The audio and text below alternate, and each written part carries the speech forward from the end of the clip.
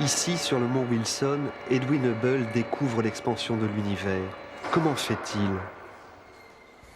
C'est une très belle histoire que l'histoire de Hubble.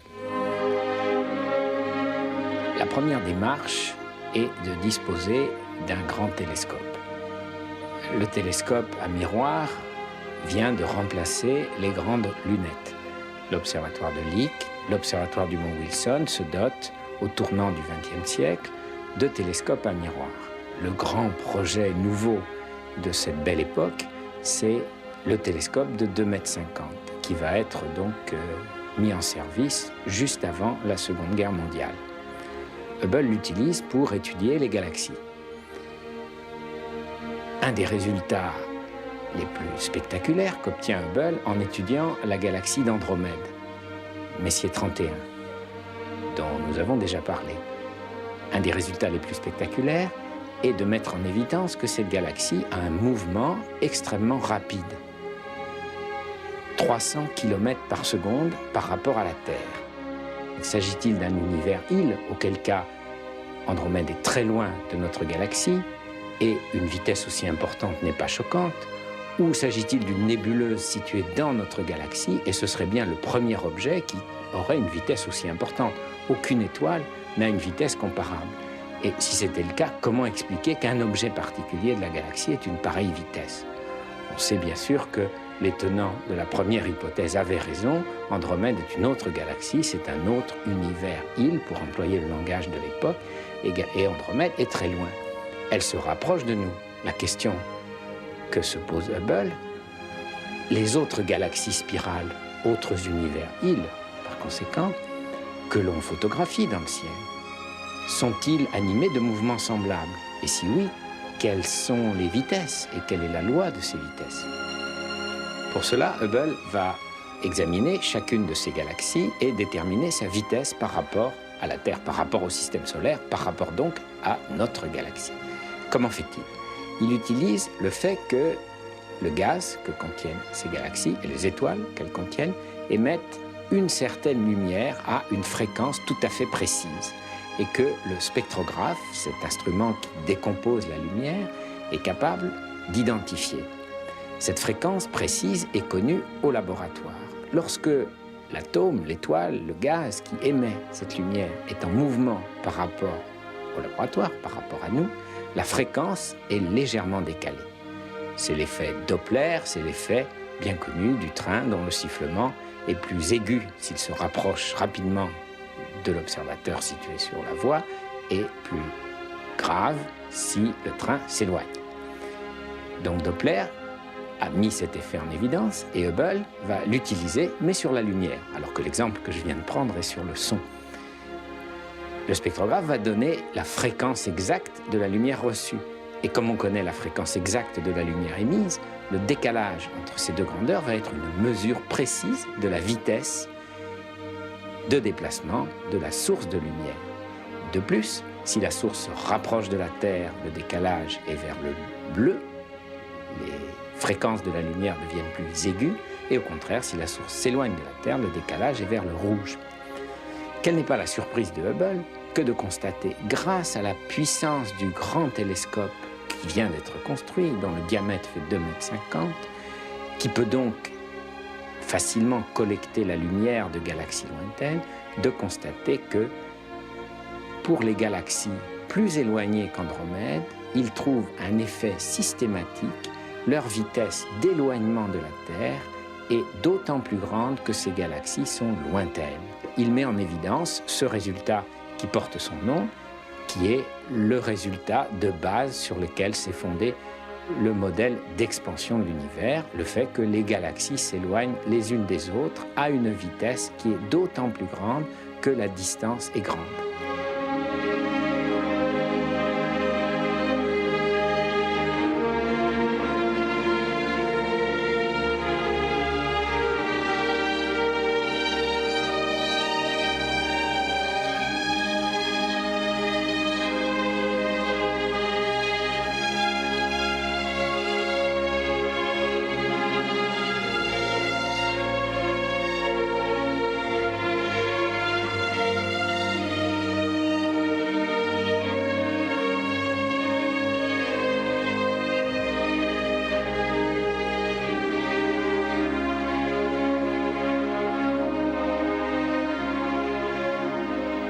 Mais pourquoi Andromède se rapproche-t-elle de la Terre?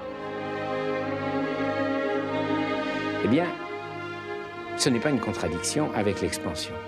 C'est simplement que Andromède est suffisamment proche pour que le mouvement d'agitation désordonnée qui anime l'ensemble des galaxies l'emporte sur le mouvement d'expansion dans le cas d'un objet aussi proche, car alors la vitesse d'expansion est petite. Et donc Andromède se rapproche de nous car sa vitesse d'expansion est plus faible que sa vitesse désordonnée.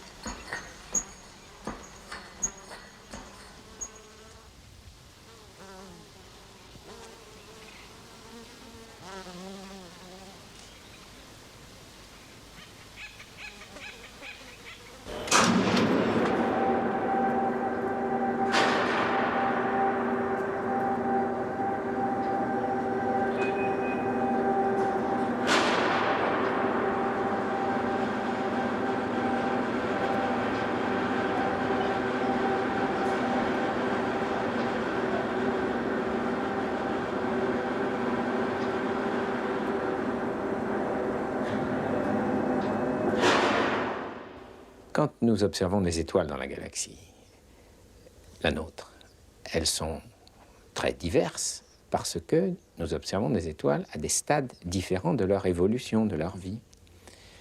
Il devrait en être de même pour les galaxies.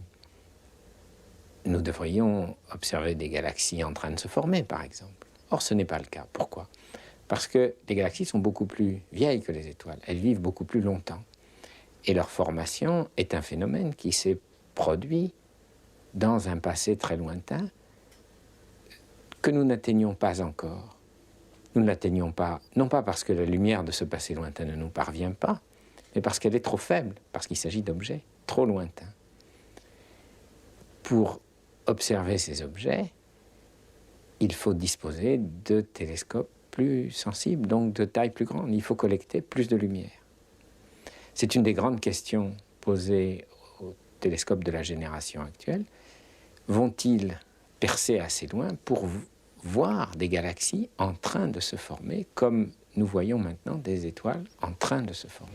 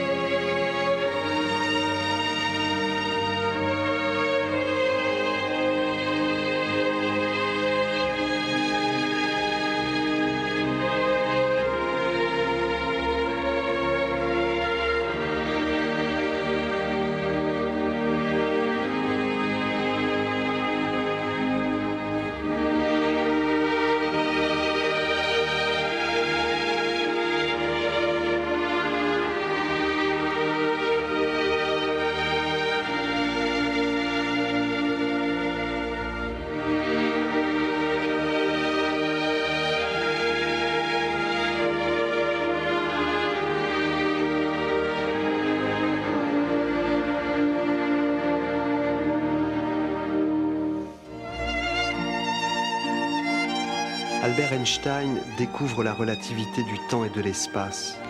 Qu'est-ce que c'est la relativité du temps et de l'espace ? Quand un événement se produit à la surface de la Terre et qu'il produit de la lumière, cette lumière quitte la Terre et part vers l'espace et s'en éloigne. Imaginons par exemple l'explosion nucléaire d'Hiroshima. Voilà un éclair de lumière qui chemine dans l'espace depuis 45 ans et qui cheminera pendant très longtemps en se diluant puisqu'il s'éloigne de plus en plus. Cet éclair, aujourd'hui, il est à 45 années-lumière de la Terre, mais il est là, la lumière est présente dans l'espace. Un astronome situé sur une planète hypothétique, observant la Terre, verrait cet éclair lui parvenir, et on déduirait qu'il s'est passé sur la Terre quelque chose d'étonnant. Ainsi, chaque génération d'événements, celle de nos parents, de nos grands-parents, de nos arrière-grands-parents, est en quelque sorte dans une coquille qui entoure la Terre et qui s'en éloigne à la vitesse de la lumière. Notre histoire est ainsi écrite dans de la lumière qui s'éloigne de la Terre.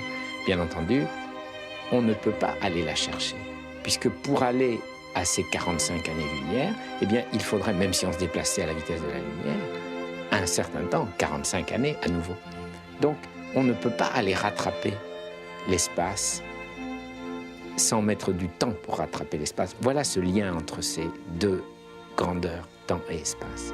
Voilà la relativité restreinte.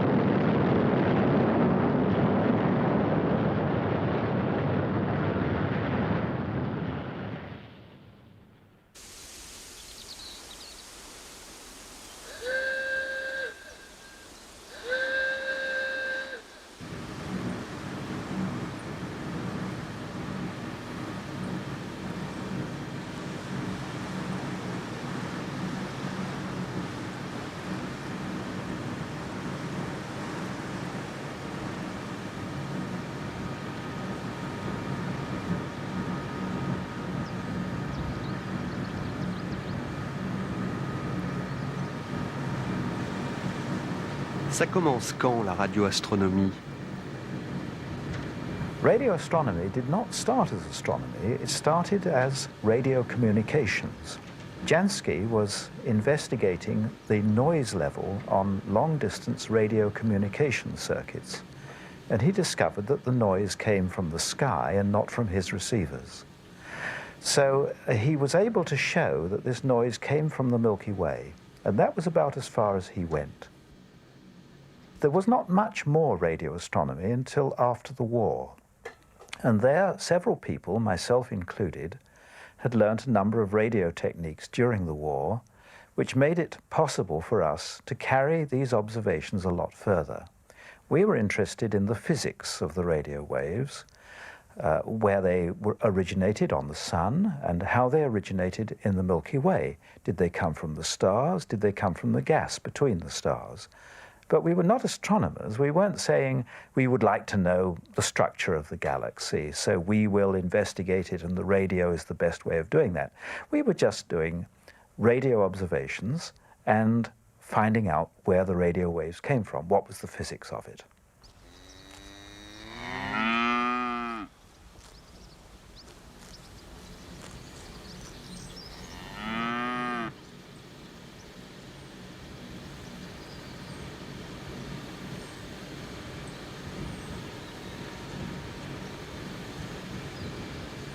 Here in Jodrell Bank, Bernard Lovell found, first of all, that he could get radio echoes from meteors. That's another kind of astronomy. But he soon found that he could build a large antenna for extending Jansky's work. And this developed into the building of the very large steerable telescope, the 250-foot telescope, which for many years was called the Mark I, and we've recently renamed it the Lovell telescope.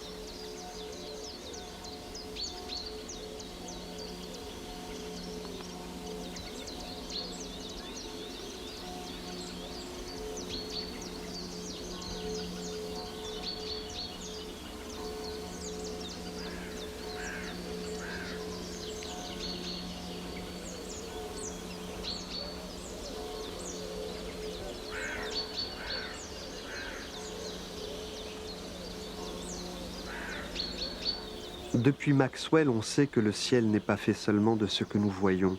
On fait des images du ciel en ondes radio. Comment fait-on? Maxwell s'est posé la question, est-ce que le Soleil émet des ondes radio? Il faudra longtemps, 40 ans, pour qu'on arrive à détecter ces ondes radio venant du Soleil. Et une fois qu'on le sait, on a envie de faire une image du Soleil en ondes radio. Quelle est l'apparence du Soleil si on le regarde avec cette lumière-là? Eh bien, on n'a pas de plaque photographique. La plaque photographique n'est pas sensible aux ondes radio. Sinon, tous nos films seraient voilés, bien entendu. Il y a une telle densité d'ondes radio autour de nous, d'ondes de télévision, que les films photographiques, s'ils les mesuraient, seraient voilés, même dans leur récipient. Les ondes radio traversent en effet les nuages, la brume, les murs des appartements, et l'objet dont on veut faire l'image à l'aide d'une onde radio, on va l'observer avec un radiotélescope, un grand miroir qui concentre cette lumière-là sur un récepteur de lumière, lui sensible aux ondes radio.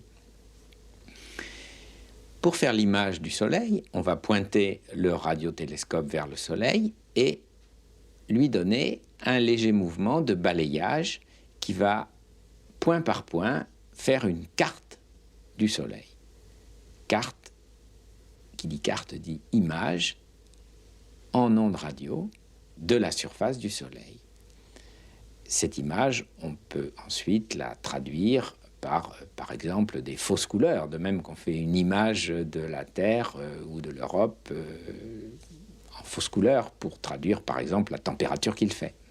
Rouge s'il fait chaud, bleu s'il fait froid.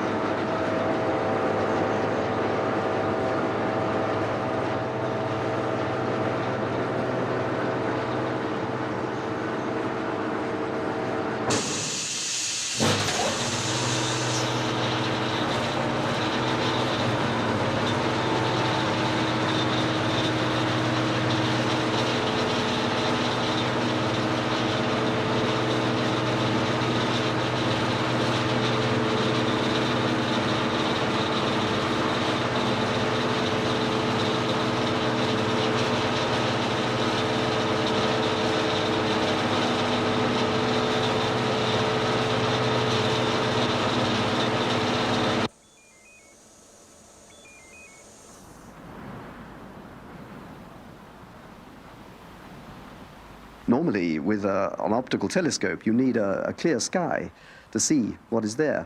But in radio astronomy, this is no longer the case. The radio waves penetrate clouds, and we can work through a cloudy sky, a foggy sky, and of course, throughout the day as well. There's no difference between day and night for a radio astronomer, so he can work for 24 hours in bad weather. And for astronomers in European climates, this is very important.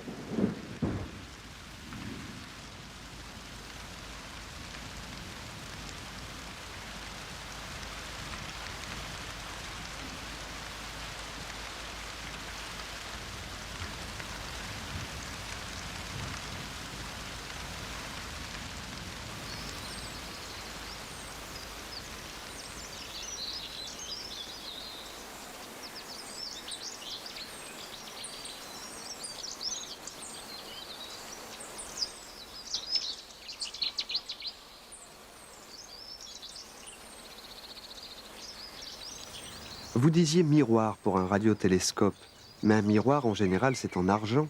Un radiotélescope c'est un grillage, c'est une antenne. Quelle différence y a-t-il entre un miroir et une antenne? Il n'y a pas de différence. C'est du point de vue de la lumière que reçoit le radiotélescope, sa surface fait à la lumière subir le même phénomène de réflexion qu'un miroir de télescope fait subir à la lumière visible. On l'appelle antenne pour une raison qui est presque historique. Les radiotélescopes sont des succédanés des radars, et les radars sont eux-mêmes des instruments qui ont été produits à partir d'antennes de réception des ondes radio avant la Seconde Guerre mondiale. Ils ont donc gardé ce nom d'antenne. En réalité, il s'agit d'un miroir qui réfléchit la lumière et qui forme une image.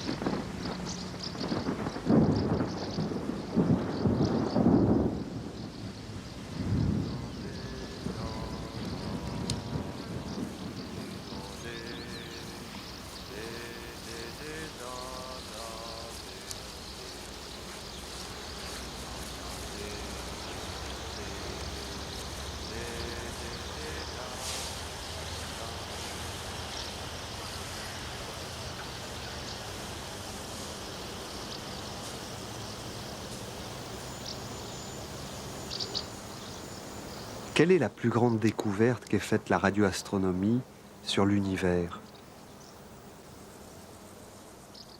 Most people would say that the biggest discovery that radio astronomy has made so far is the discovery of what we call the microwave background radiation. This is radiation coming from all over the sky, which is heat radiation, and it's radiation which was created at the very beginning of time and in the hot Big Bang, and this relates back to the origin of the whole universe.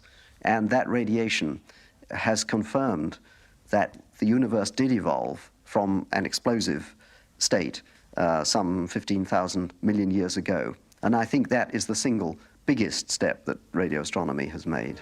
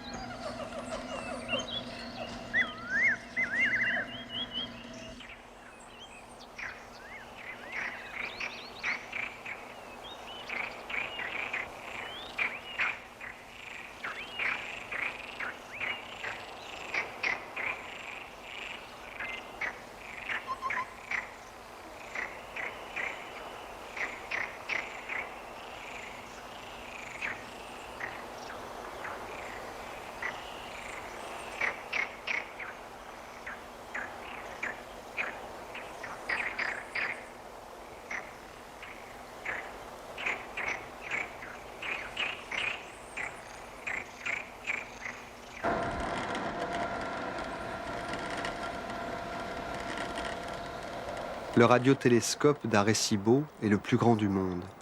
Il est fixe. C'est le mouvement de la Terre qui le fait pointer sur les étoiles. Radio astronomy, I think, has been important for cosmology. It has the potential that it's very important for cosmology, and that started about 30 years ago, where people looked at radio sources and tried to use them as a standard candle, a standard measuring stick. They thought that if radio sources outside our galaxy remained the same size, then the ones further away could be related to the ones close to you, and they would tell you something about the shape of the universe. They would tell you, for example, whether the universe was closed in on itself, it would eventually fall back in, or whether it was going to carry on expanding forever. That hope, I think, has been dashed as our understanding of radio sources has progressed. We now find out that these aren't nice measuring sticks you can move away, but they change as they get older, as they come closer towards us and they change in age. They get bigger, and this complicates it tremendously.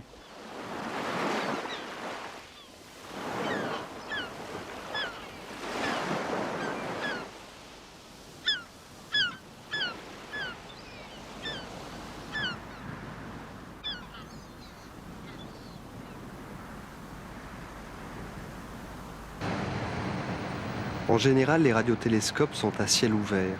Ici, il y a une coupole fermée. Pourquoi? Okay, this telescope was built some 10, 12 years ago. Now, millimeter telescopes demand a very accurate parabolic reflector, a very accurate mirror. And in order to achieve that accurate mirror, you must make the telescope lightweight so that it doesn't deform under gravity. These days, there are modern materials like carbon fiber that can allow you to do this in open-air telescopes like the new antenna in Chile. But here at Onsala, the telescope is built, the reflector is built out of aluminium, which would deform in the high winds that we get around here if we didn't put it in a radome. The radome is only something like 5% absorbing. We get 95% of the radiation through, so we don't lose too much by having a radome.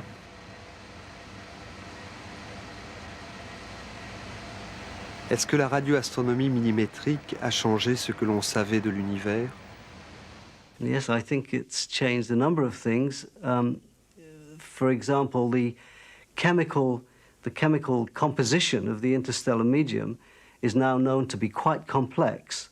There are molecules containing up to 15 or so atoms which have been discovered using the technique of millimeter astronomy. This chemical complexity was neither known nor expected before this work began.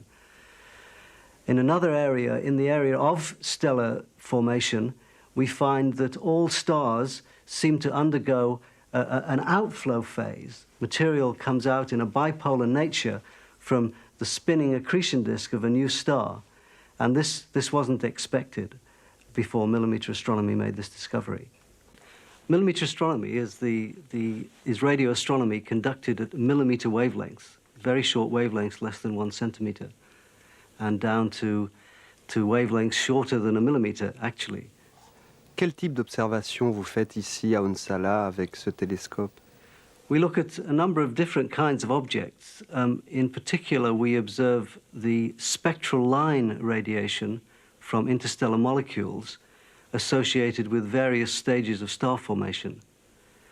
The two stages we're particularly interested in are the protostellar stage, when stars are forming, material in galaxies coming together to form stars, and in the gaseous envelopes of these stars, molecules form, and we can look at the spectra of these molecules and learn about the dynamics and the chemical content of these regions. This tells us quite a lot about the stellar formation process that isn't available to other parts of astronomy. We also look at evolving stars, stars reaching the end of their lifetime. These stars start to pulsate and throw off material. It turns out that molecules form in the circumstellar envelopes around these stars, and again, our millimeter molecular astronomy technique comes in to observe the actual mass loss rate from these objects.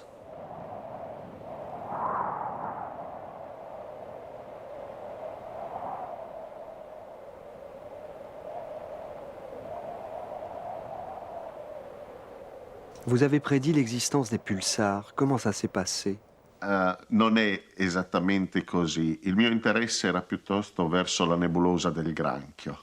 La nebulosa del Granchio è un oggetto fantastico in cielo, è quello che resta della esplosione di supernova osservata dai cinesi nel 1054 d.C. 900 anni dopo, la nebulosa del Granchio ancora ha una luminosità pari a circa 100.000 volte quella del Sole. Si espande alla velocità di 1000 km al secondo. E il problema è: da dove viene l'energia della nebulosa del Granchio? Non è luce normale, quella di un corpo caldo. Si tratta di particelle che si muovono alla velocità della luce e, muovendosi in un campo magnetico, irraggiano dell'irraggiamento di sincrotrone. Il problema che io avevo già affrontato nella mia tesi era quello della origine di queste particelle relativistiche. Si sapeva che forse le esplosioni delle supernove danno luogo a delle stelle di neutroni al centro, ed era stato suggerito anche che queste stelle di neutroni dovessero avere un fortissimo campo magnetico. Quello che nel 1967 io avevo proposto è che forse al centro della nebulosa del Granchio c'era una stella di neutroni con un forte campo magnetico e girava molto molto velocemente. L'energia di rotazione si sarebbe trasformata in energia di particelle relativistiche, e questo qui poteva spiegare perché 900 anni dopo ancora la nebulosa del Granchio è così luminosa. La fortuna ha voluto effettivamente che un anno dopo Lluís e i suoi collaboratori abbiano trovato le pulsar, e noi sappiamo che le pulsar sono in effetti delle stelle di neutroni magnetizzate in forte rotazione. Ancora più fortunato, alla fine del 1968 si trovò che effettivamente dentro la nebulosa del Granchio c'era una pulsar, e quindi effettivamente l'idea che avevo buttato fuori sulla rivista inglese Nature era corretta, cioè la nebulosa del Granchio oggi brilla così fortemente perché all'interno c'è una stella di neutroni che gradatamente rallenta e funziona come un grande acceleratore di particelle, un po' come l'acceleratore del CERN a Ginevra.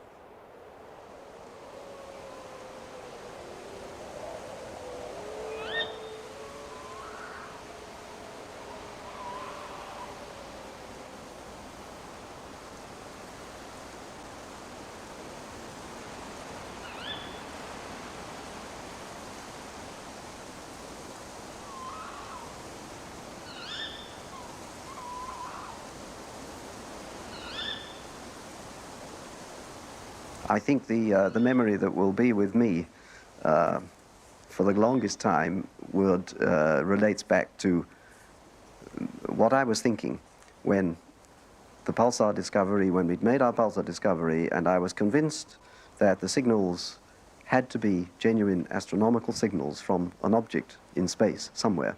What could that object be? This was quite unlike any astronomical signal at all.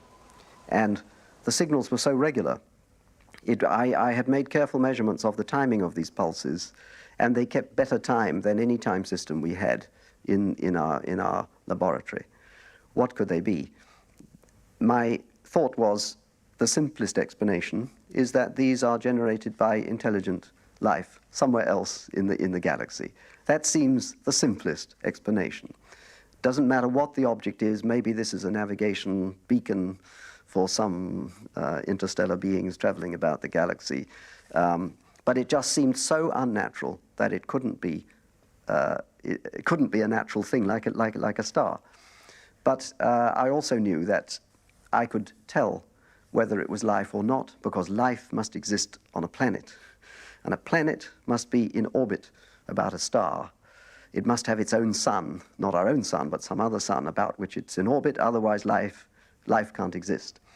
And I knew that I was able to make the measurements to tell whether or not the pulsar was in orbit about another star. And during those 3 weeks, this was just over December 1967, while I was making those timing measurements and wondering what the result would be, that I think was my best memory. Thankfully, I decided after 3 weeks it couldn't be intelligent life because it wasn't on a planet. I could detect no planetary motion from my timing, and that was a big relief. Because if it is intelligence, what do you do?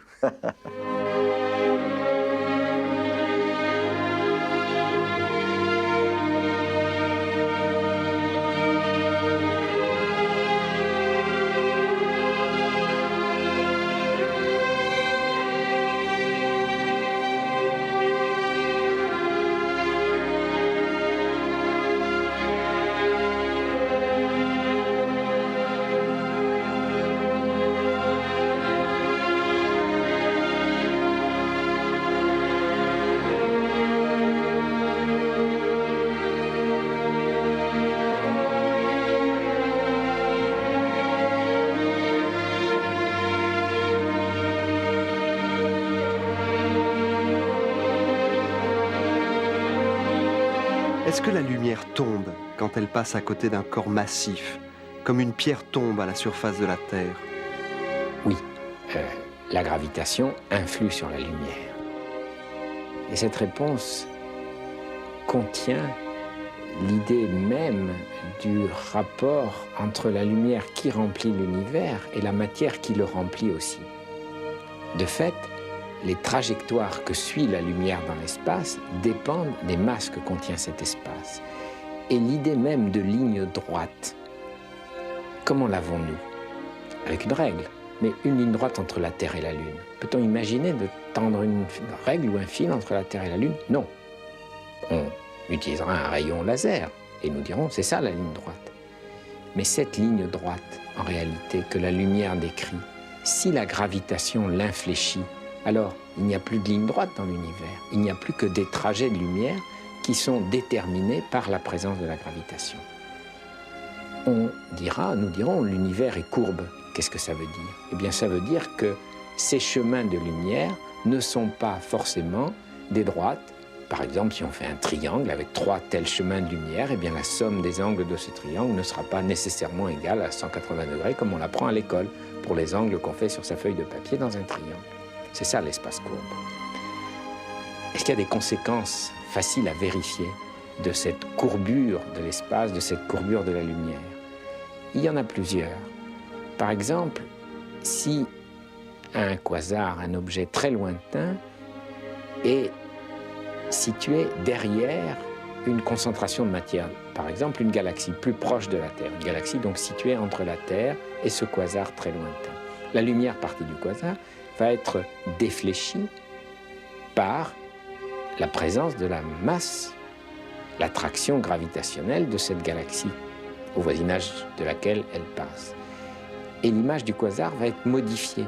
Et avec les télescopes modernes, on est capable de mettre en évidence la déformation de l'image de ce quasar lointain. Déformation curieuse puisqu'elle peut transformer, par exemple, ce quasar en un magnifique cercle, un arc d'Einstein. Vous voyez qu'on a baptisé ces arcs du nom même d'Einstein qui a mis en évidence ce rapport entre la lumière et la gravitation.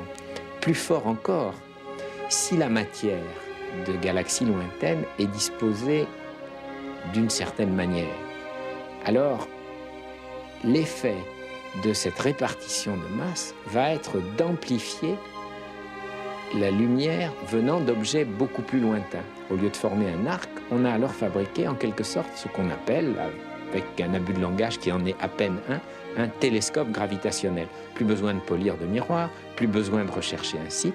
La nature nous fournit des concentrations de matière qui se comportent vis-à-vis de la lumière produite par un objet situé derrière, plus loin, exactement comme une lentille. On appelle donc ces concentrations de matière des lentilles gravitationnelles. Est-ce que Einstein aurait pu prédire l'expansion de l'univers? Vous savez, dans la pensée scientifique, il y a toujours le principe d'économie. On essaie de changer le moins de choses possible. Et quand on tient à quelque chose, quelquefois on se trompe. Il faudrait le changer. Newton tenait beaucoup à un univers statique. Ça le gênait considérablement que les étoiles puissent s'attirer et tomber les unes sur les autres.